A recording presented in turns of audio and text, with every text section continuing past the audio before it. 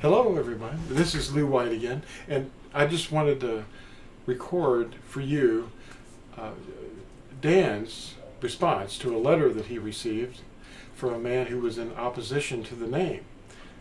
And he'll remind us in the letter that the Pope made it illegal too to use the name, and the traditional names are all they insist on. So Dan, take it away. Okay, Lou. Yeah, this is in response to a note that I had sent someone who has a newsletter that I get, and I much appreciate what he has to say. But he thought that I was maybe slandering him by going against the message that he's preaching, saying it was babbling. But he prayed that I was blessed with peace and all that. He says that the truth is that he has already looked into this sacred name movement, and he found certain things, and he gives a couple websites and whatever. And he tells me that I would do well to escape this movement as it's setting me up to embrace Antichrist as Messiah. So I had to say something. I had to write a response to him out of love and consideration. And I won't say his name. That's okay. I'll read you what I wrote. First and foremost, I want you to know that I'm truly sorry if I've offended you. That was never my intent. Perhaps my choice of the word babbling conveyed the wrong idea. Matter of fact, we're all babbling in our Father's ears today, especially the English language. But even so, He knows our hearts. That's why we are told not to judge one another personally. We are commanded to love one another as He loves us and gave Himself for us by sending His only begotten Son to die for us on the stake. I know you know these things well. For your information, I am not involved in any sacred name movement. I've seen a lot of those come and go over the years. They all seem to have one thread of commonality that is evident to me, and that is they don't have much love for anyone that does not agree with their ideas. Most are wrong anyway on the pronunciation and the letters. They all rely on what they call modern Hebrew, which is really nothing more than Babylonian in origin.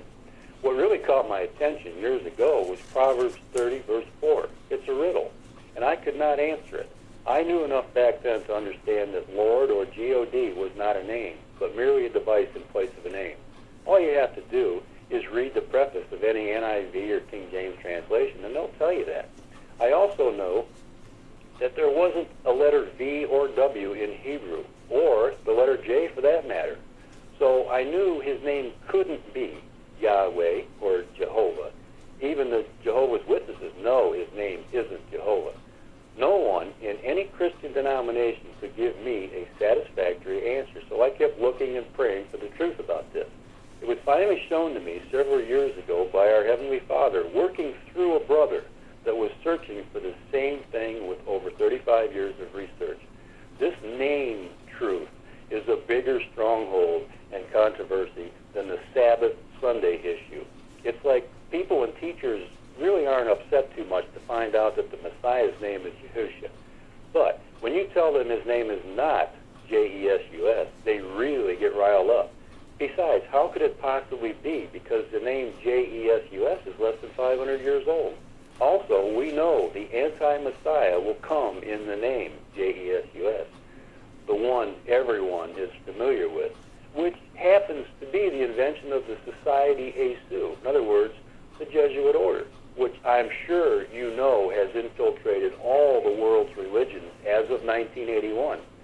Like I said previously in my short note to you, your ministry has a lot of truth, more so than practically any other denomination, and that's very good.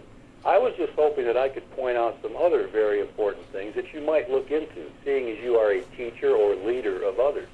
A lot of Christian pastors are getting worried about their positions as truth comes out more and more, and the people are also asking pointed questions that may put them in precarious positions. As you all know, judgment starts with the teaching authorities first, then the people. The dragon is very, very angry with commandment keepers in general. And now, with this name thing being brought out all over the world, he's really spitting fire. Just a thought also. We're told that breaking any one of the 10 commands, we would be guilty of all. That's sobering to me. If we look at the third command in the direct translation from Hebrew to English, it says it like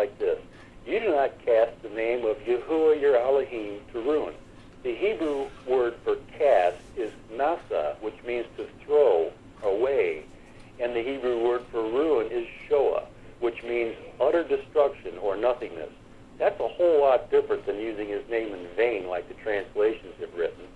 Now, by not using his name, we're also guilty of bringing it to naught or ruin also.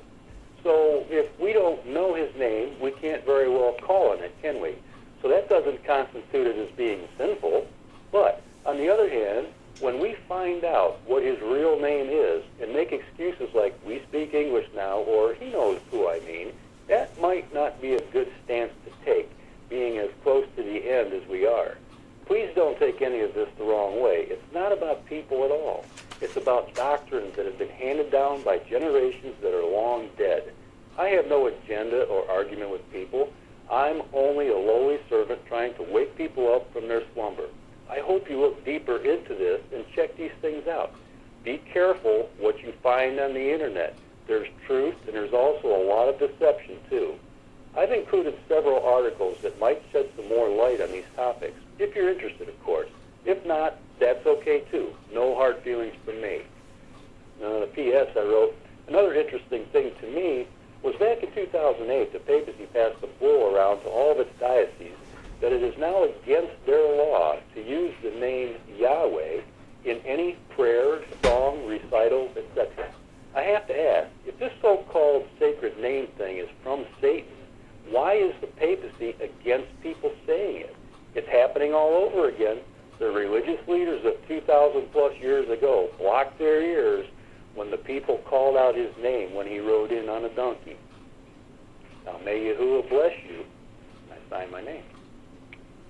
There's a couple other scriptures that we might want to take into consideration here. And that's Psalm 118, 22 through 26, and YirmeYahu, or Jeremiah 23, 26. That's all I have right there on this. Wonderful. I'm so glad that we were able to record that. Thank you, Dan.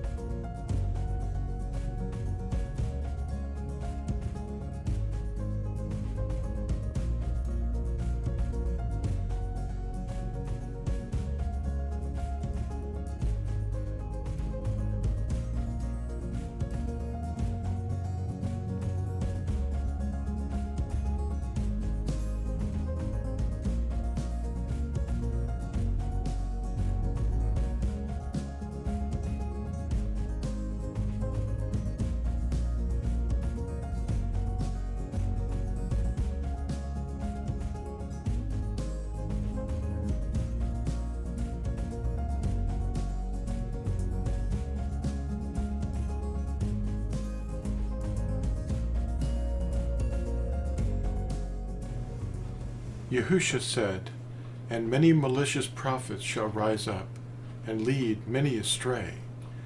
And because of the increase in lawlessness, the love of many shall become cold. But he who shall have endured to the end shall be delivered. And this Besorah of the reign shall be proclaimed in all the world as a witness to all the Goyim. And then the end shall come."